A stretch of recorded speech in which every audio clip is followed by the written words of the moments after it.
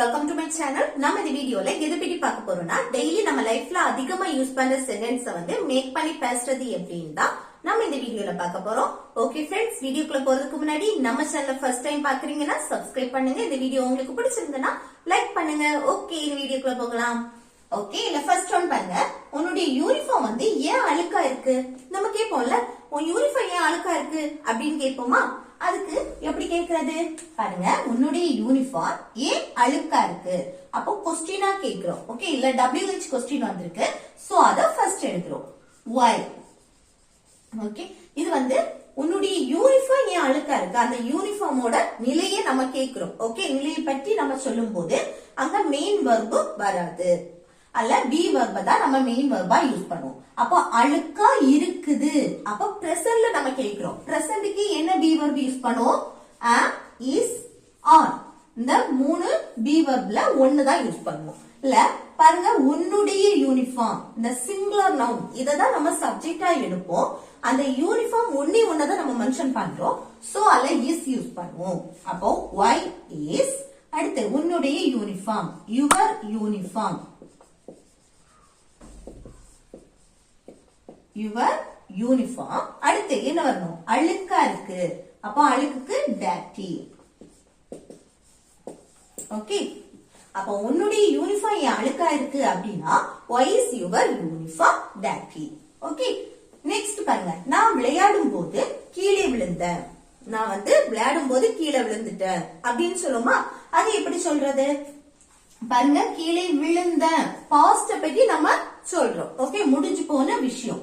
அப்போ எப்படி எழுதுறது? நான் கீழே விழுந்த, அதுக்கு எப்படி எழுதணும்? நான் சப்ஜெக்ட் ஐ, விழுறதுக்கு இங்கிலீஷ்ல ஃபால், அதோட பாஸ்ட் ஃபார்ம் ஃபெல்.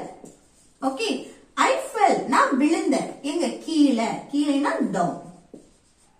அடுத்து எப்போ? விளையாடும் போது, அந்த போது அதுக்கு ஒய்,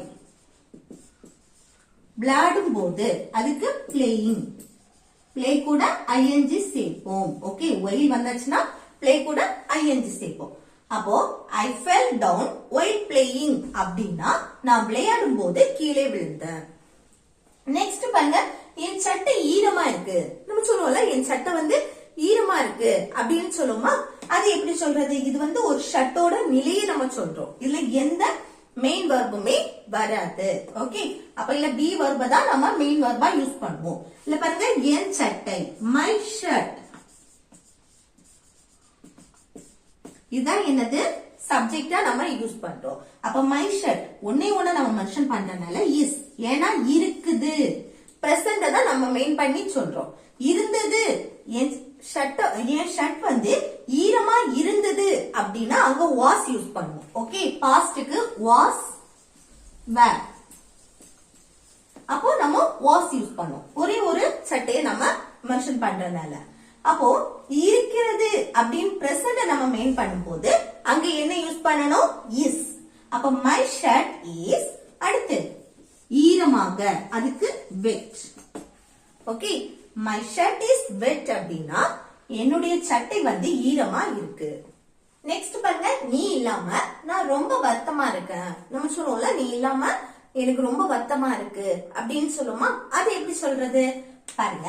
நீ இல்லாமல், ஒன்று இல்லாமல் அப்படின்னு சொல்லும் போது நம்ம அதுக்கு என்ன யூஸ் பண்ணுவோம்? இல்லாமல், வித்தவுட். ஓகே, அப்போ இது அப்படியே இருக்கட்டும். நீ இல்லாமல் நான் ரொம்ப வருத்தமாக இருக்கிறேன். இது எப்படி எழுதலாம்? நான் ரொம்ப வருத்தமா இருக்கேன். அப்போ தன்னுடைய நிலையை நான் சொல்றேன். ஓகே, அப்போ நம்ம என்ன யூஸ் பண்ணுவோம்? பி வெர்ப தான் மெயின் வெர்பா யூஸ் பண்ணுவோம். இல்ல பாருங்க, நான் சப்ஜெக்ட் ஐ வந்தாச்சுன்னா am, I am. அடுத்து ரொம்ப வருத்தமா இருக்கேன். அப்போ very sad. Okay, I am very sad அப்படின்னா நான் ரொம்ப வருத்தமா இருக்கேன். எப்படி? நீ இல்லாமல். அப்ப அந்த இல்லாமல் அதுக்கு என்ன சொல்லுவோம்? without. without நீ, அதுக்கு you. ஓகே, அப்போ நீ இல்லாம நான் ரொம்ப வருத்தமா இருக்கேன் அப்படின்னா I am very sad without you. Okay, next பாருங்க. டேபிள் மேல என்ன இருக்கு? நம்ம வந்து டேபிள் மேல என்ன இருக்கு அப்படின்னு கேக்குறோம். ஓகே, டேபிள் மேல இருக்கக்கூடிய உன்னை பற்றி நம்ம சொல்றோம். அப்போ அங்க வந்து என்னது மெயின் வெர்ப் வராது, இல்ல பி வெர்ப் தான் யூஸ் பண்ணுவோம். அப்ப இது என்ன இருக்கு. அப்போ கொஸ்டினா கேட்கும்போது WH கொஸ்டின் ஃபர்ஸ்ட் வந்திருக்கு, சாரி WH கொஸ்டின் வந்திருக்கு. சோ அதனால நம்ம என்ன அதுக்கு வாட். ஓகே, அடுத்து என்ன யூஸ் பண்ணுவோம், பி வெர்ப் யூஸ் பண்ணுவோம். What is. ஓகே, இருக்கு. அப்போ பிரசன்ட்ல தான் நம்ம கேக்குறோம். அப்போ இஸ், வாட் இஸ். அடுத்து என்ன, டேபிள் மேல. அப்போ டேபிள், அந்த டேபிளுக்கு மேல அப்படின்னு சொல்லும்போது இப்போ ஒரு பரந்த சர்ஃபேஸ் அதுக்கு மேல ஒன்னு டச் ஆகி இருக்கு அப்படின்னா அது நம்ம சொல்லும்போது ஆன் யூஸ் பண்ணணும். ஓகே, டேபிள் மேல. அப்போ ஆன் த டேபிள். ஓகே, அப்போ டேபிள் மேல என்ன இருக்கு அப்படின்னு கேட்கும்போது what is on the table. Okay, இதே பாருங்க, பேக்கில் என்ன இருக்கிறது. அப்ப நம்ம கேட்போம்ல பேக் இருக்கு, அப்ப அந்த பேக்ல என்ன இருக்கு அப்படின்னு கேட்போமா. அப்ப பேக்ல என்ன இருக்குன்னு கேக்குறது எப்படி கேட்கலாம். அப்போ என்ன இருக்கு, அந்த பேக்ல இருக்கிறத பற்றி நம்ம கேக்குறோம். அப்ப இதுல இந்த மெயின் வெர்ப் வராது, பி வெர்ப் தான் வரும். அப்போ என்ன அதுக்கு வாட். ஓகே, அதுக்கு என்ன இருக்கிறது பிரசன்ட் தானே, அப்ப இஸ் யூஸ் பண்றோம். What is. அடுத்து பேக்கில், பேக் சுற்றி கவர் ஆகிருக்கும், அதுக்கு உள்ள ஒண்ணு இருக்குது அப்படின்னு சொல்லும்போது நம்ம என்ன யூஸ் பண்ணணும், இன் யூஸ் பண்ணணும். இந்த பேக். ஓகே, அப்ப பேக்கில் என்ன இருக்கிறது அப்படின்னா what is in the bag. Next பாருங்க, நான் யாருன்னு உனக்கு தெரியுமா. நம்ம கேட்போம்ல நான் யாருன்னு உனக்கு தெரியுமா அப்படின்னு கேட்போமா. அது எப்படி கேட்கலாம் பாருங்க, நான் யாருன்னு உனக்கு தெரியுமா. ஓகே, உனக்கு தெரியுமா அததான் நம்ம ஃபர்ஸ்ட் எடுக்கணும். ஓகே, அப்போ உனக்கு தெரியுமானா டு யூ நோ. இது எல்லாருக்கும் தெரியும் தானே. உனக்கு தெரியுமா அப்படின்னா டு யூ நோ. எனக்கு தெரியும்னா ஐ நோ. ஓகே, அப்போ உனக்கு தெரியுமான்னு கேட்கும்போது டு யூ நோ. என்ன தெரியுமா, நான் யாருன்னு. அப்போ நான் யாருன்னு அப்படின்னு சொல்லும்போது யார், அந்த WH கொஸ்டின் அத ஃபர்ஸ்ட் எழுதணும். ஹூ, யார்னா ஹூ. அடுத்து என்னது, நான். ஓகே, என்னுடைய நிலையை தான் நான் சொல்றேன். ஓகே, இங்க எந்த மெயின் வெர்புமே வரல, என்னுடைய நிலையை நான் சொல்றேன். அப்ப நான் யாருன்னு, அப்போ யாருக்கு ஹூ. அப்போ தன்னை பற்றி தானே நான் சொல்றேன். அப்போ இங்க என்ன யூஸ் பண்ணணும், ஐ போட்டு ஆம் கூட வரும். ஓகே, நான் யாருன்னு, அப்ப தன்னுடைய நிலையை சொல்ற இடத்துல அந்த சப்ஜெக்ட் ஐ எழுதிட்டு அதுக்கப்புறம் பி வெர்பையும் சேர்க்கணும். ஓகே, அப்ப நான் யாருன்னு உனக்கு தெரியுமா அப்படின்னு கேட்கும்போது do you know who I am. Okay, next பாருங்க, அவன் யாருன்னு உனக்கு தெரியுமா. நம்ம கேட்போம்ல அவன் யாருன்னு உனக்கு தெரியுமா அப்படின்னு. அது எப்படி கேக்குறது பாருங்க, அவன் யாருன்னு உனக்கு தெரியுமா.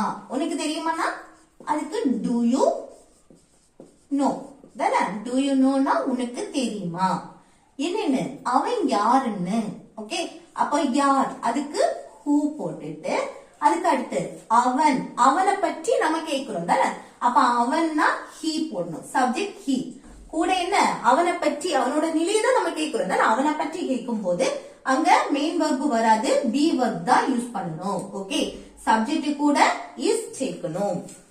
அப்போ அவன் யாருன்னு உனக்கு தெரியுமா அப்படின்னு கேட்கும்போது do you know who he is. Okay, இது அவன் யாருன்னு எனக்கு தெரியல. நம்ம சொல்லுவோம்ல அவன் யாருன்னு எனக்கு தெரியல அப்படின்னு. அதை எப்படி சொல்றது, அவன் யாருன்னு எனக்கு தெரியல அப்படின்னா ஐ டோன்ட் நோ. நெகட்டிவா பேசுறோம், எனக்கு தெரியல அப்படின்னா ஐ டோன்ட் நோ. ஓகே, என்னன்னு அவன் யாருன்னு, அப்ப யார் அதுக்கு who.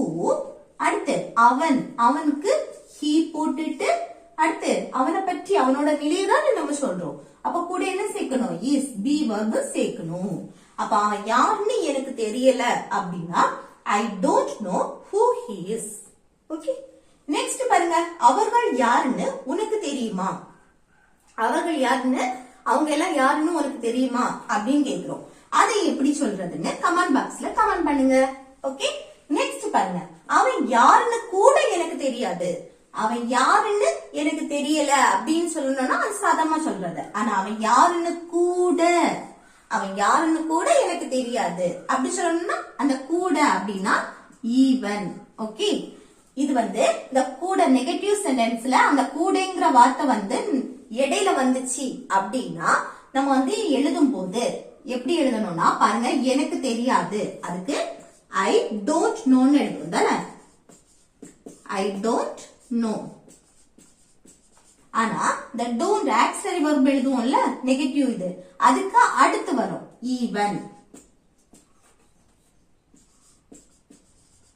Okay, I don't even know அடுத்துதான் அவன் யாருன்னு அப்படி எழுதும். அப்போ யார் அதுக்கு ஹூ போட்டுட்டு, அடுத்து அவன் அதுக்கு ஹீ போட்டுட்டு சப்ஜெக்ட் ஹீ போடணும், கூட என்ன சேர்க்கணும், இஸ் சேர்க்கணும். ஓகே, அப்போ அவன் யாருன்னு கூட எனக்கு தெரியாது அப்படின்னா ஐ don't even know who he is. Okay, next பாருங்க, உன்னால் இந்த வேலையை கூட செய்ய முடியாதா. நம்ம சொல்லுவோம்ல உன்னால இந்த வேலையை கூட செய்ய முடியாதா அப்படின்னு சொல்லுவோமா, அது எப்படி சொல்றது பாருங்க. உன்னால இந்த வேலையை கூட செய்ய முடியாதா. இப்போ ஒரு செயலை என்னால செய்ய முடியும் அப்படின்னு சொல்லும் போது அங்க என்ன யூஸ் பண்ணுவோம், கேன். ஒரு செயலை செய்ய முடியும்னா கேன். முடியாது அப்படின்னா முடியாதுன்னு நெகட்டிவ்ல சொல்றோம், அதை என்னால செய்ய முடியாது. அப்ப முடியாதுன்னா காண்ட் இல்லனா cannot அப்படின்னு சொல்லலாம், இல்ல ஷார்ட்டா காண்ட். இதையே நம்ம கொஸ்டினா கேக்குறோம், உன்னால இதை செய்ய முடியுமா அப்படின்னு கொஸ்டினா கேக்குறோம். அப்போ நம்ம கேன் யூஸ் பண்ணி தான் கொஸ்டின் கேட்கணும். ஓகே, ஸ்டார்டிங்ல கேன் யூஸ் பண்ணணும். ஓகே, அங்க வந்து டூ டஸ் இதெல்லாம் யூஸ் பண்ணி கொஸ்டின் கேட்க கூடாது. ஏன்னா இது வந்து மாடல் வெர்ப்ஸ். இந்த மாடல் வெர்ப்ஸ் யூஸ் பண்ணி நம்ம பேசும்போது அந்த can, can't, should, shouldn't, would, must இதெல்லாம் வச்சு நம்ம பேசும்போது அந்த அதையே நம்ம கொஸ்டினா கேட்கும் போது அதுதான் ஃபர்ஸ்ட் யூஸ் பண்ணணும். ஓகே, அந்த இடத்துல நம்ம டூ டஸ் எதுவுமே யூஸ் பண்ண முடியாது மாட்டோம். ஓகே, அப்ப இங்க பாருங்க, முடியாதான் நெகட்டிவ்ல கேக்குறோம். இப்ப முடியுமா அப்படின்னா கேன் யூஸ் பண்ணி கொஸ்டின் கேட்கணும், இல்ல முடியாதுன்னா காண்ட். அதே இது முடியாதா அப்படின்னு கேட்கும் போது, ஒரு செயலை உன்னால செய்ய முடியாதா அப்படின்னு கேட்கும் போது அங்க என்ன யூஸ் பண்ணி கொஸ்டின் கேட்கணும், அதே காண்ட் தான். ஓகே, ஒரு செயலை செய்ய முடியாதா அப்படின்னா காண்ட் யூஸ் பண்ணி தான் கேட்கணும். அப்ப பாருங்க, ஃபர்ஸ்ட் ஸ்டார்டிங் என்ன எழுதணும், காண்ட் இல்லனா cannot. இத வந்து cannotனு சொல்லலாம், இல்ல காண்ட்னு சொல்லலாம். ஓகே, இப்படி எழுதலாம் இல்ல இப்படி எழுதலாம். அப்போ காண்ட் ஃபர்ஸ்ட் எழுதணும். இங்க டூ டஸ் எதுவுமே சேர்க்க கூடாது. ஓகே, அப்ப அந்த முடியாதா அதுக்கு நெகட்டிவா நம்ம கொஸ்டின் கேக்குறோம். அப்போ காண்ட். அடுத்து என்ன வரணும், சப்ஜெக்ட். உன்னால், உன்னால்னா யூ. ஓகே, அடுத்து என்ன, வெர்ப். வெர்ப் வரதுக்கு முன்னாடி நம்ம இங்க என்ன, உன்னால் இந்த வேலையை கூட, உன்னால் இந்த வேலையை கூட செய்ய முடியாதா, அந்த கூட அதுக்கு ஈவன். ஈவன் போட்டுட்டு அடுத்து என்ன, வெர்ப் எழுதணும். வெர்ப் இதுல எது, உன்னால் இந்த வேலையை கூட செய்ய முடியாதா. செய்யறதுக்கு இங்கிலீஷ்ல என்னது, டூ. அத அப்படியே எழுதணும். இது வந்து என்னது, மெயின் வெர்ப். ஓகே, அந்த வெர்ப் வந்து V1 ஃபார்ம்ல தான் இருக்கும். இந்த கேன், குட், குட்டின்ட், வுட் இப்படி எல்லாம் நம்ம மாடல் வெர்ப் யூஸ் பண்ணுவோம்ல, மாடல் வெர்ப் வரும்போது அந்த வெர்ப் வந்து V1 ஃபார்ம்ல தான் இருக்கும். ஓகே, அதே நம்ம நெகட்டிவா கொஸ்டின் கேட்டாலும் சரி, பாசிட்டிவா கொஸ்டின் கேட்டாலும் சரி, அதுல வந்து கேன், cannot, குட், குட்டின்ட் இந்த மாடல் வெர்ப் வரும்போது எப்பவுமே வெர்ப் வந்து V1 ஃபார்ம்ல தான் இருக்கும். ஓகே, அப்போ can't you even do, அடுத்து என்ன, இந்த வேலையை. அப்ப இந்த வேலைனா this, இந்த அதுக்கு this, வேலையை ஒர்க். ஓகே, அப்போ உன்னால இந்த வேலையை கூட செய்ய முடியாதா அப்படின்னு கேட்கும்போது can't you even do this work. Next பாருங்க, காஃபி சூடா இருக்குதா. நம்ம கேட்போம்ல, காஃபி வந்து சூடாவா இருக்கு அப்படின்னு கேட்போமா. அப்போ காஃபி சூடாக இருக்கிறதா அப்படி கேட்கும்போது எப்படி கேட்கலாம், இது வந்து காஃபியோட நிலையே நம்ம சொல்றோம், இல்ல வந்து எந்த மெயின் வெர்புமே நம்ம யூஸ் பண்ணல. ஓகே, அந்த காஃபியோட நிலையே, காஃபி எப்படி இருக்கு, சூடா இருக்கா, குளிர்ச்சியா இருக்கா, சூடா ஆறிடுச்சா அப்படி நம்ம கேக்குறது. ஓகே, அப்ப காஃபி சூடா இருக்கான்னு கேட்கும் போது எப்படி கேட்கலாம், அதையும் நம்ம கொஸ்டினா கேட்கும் போது இதுல வந்து எந்த மெயின் வெர்புமே வராது, நம்ம பி வெர்ப் யூஸ் பண்ணி தான் கொஸ்டின் கேட்கணும். காஃபி சூடா இருக்குதா அப்படின்னு கொஸ்டினா கேட்கும் போது பி வெர்ப். இங்க பி வெர்ப் என்ன, இஸ். ஓகே, சூடா இருக்கிறதா பிரசன்ட்ல தான் கேக்குறோம் சோ இஸ் போடணும் இஸ் அடுத்து காஃபி இஸ் த காஃபி சூடாக அதுக்கு ஹாட் ஓகே அப்போ காஃபி சூடா இருக்கிறதா அப்படின்னு கேக்குறதுக்கு is the coffee hot next பாருங்க காஃபி சூடா இருந்ததா காஃபி சூடா இருந்துச்சா அப்படின்னு கேட்கணும்னா எப்படி கேட்கலாம் இருந்ததா அது பாஸ்ட் அப்ப பாஸ்ட்ல क्वेश्चन கேட்கும்போது was okay was the coffee சூடா அதுக்கு ஹாட் ஓகே காஃபி சூடா இருந்துச்சா அப்படின்னு கேக்குறதுக்கு was the coffee hot next coffee சூடாக இருக்கிறது காஃபி வந்து சூடா இருக்கு அப்படின்னு சொல்லுமா அது எப்படி சொல்றது காஃபி சூடா இருக்குது அப்படின்னு சொல்லணும்னா அந்த காஃபியோட நிலையை நம்ம சொல்றோம் அப்போ த காஃபி